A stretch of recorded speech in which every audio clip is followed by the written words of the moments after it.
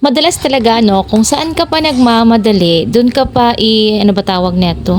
Sungugon goods panahon, gan sa Tagalog sa manasiya eh.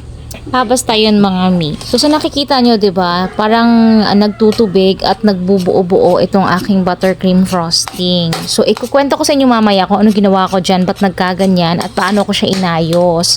Actually mga mi, rush order talaga to, kaya medyo nagmamadali ako at hindi po nag-send si ma'am sa akin ng ipapagaya niyang cake. Ang sabi niya lang Minecraft daw yung gusto ng anak niya.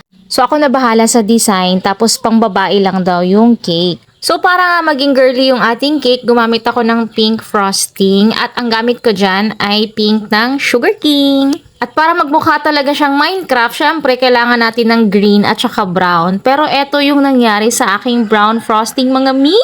Actually mga mi, hindi naman talaga dapat katakutan tong mga ganito. Ang ginawa ko po kasi mga mi, una ko talagang kinulayan yung brown na frosting, tapos nirest ko siya sa chiller. Yan ay para mag-dark pa ng kaunti yung color. Kaso nga lang nakalimutan ko siyang ilabas para sana bumalik siya sa room temp, 'di ba, bago ko gamitin. Kaya no choice ako, kailangan kong gamitin yung ipinagbabawal na technique. Charot.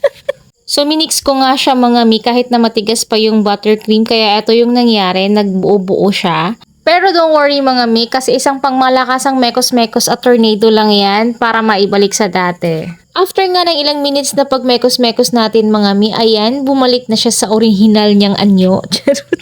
Pero kung hindi lang talaga ako nagmamadali mga mi, hindi ko to gagawin. Diyos ko po, nakakangalay sa braso to mga mi, promise. Actually mga mi, pwede naman talaga siyang gamitan ng hand mixer. Kaso hindi ko na ginawa kasi nga sobrang konti lang yung aking frosting. Kita nyo naman, diba?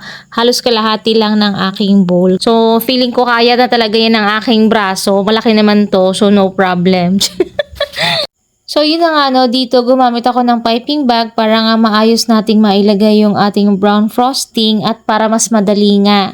Sa toppers naman mga mi, puro printable lang tayo sa cake na to at naglagay ako ng green na mga grass dito mga mi para naman talagang mas maging attractive yung ating cake. Ako mga mi, wala talaga akong green na food color. Ewan ko, feeling ko nag-aaksaya lang ako kasi nagagawa naman siya using yellow and blue.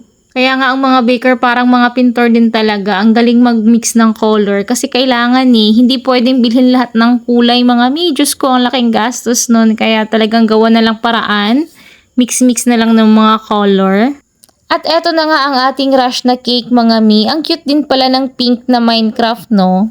To Shara, happy 13th birthday. Thank you so much for watching mga mi. See you on my next vlog. Bye!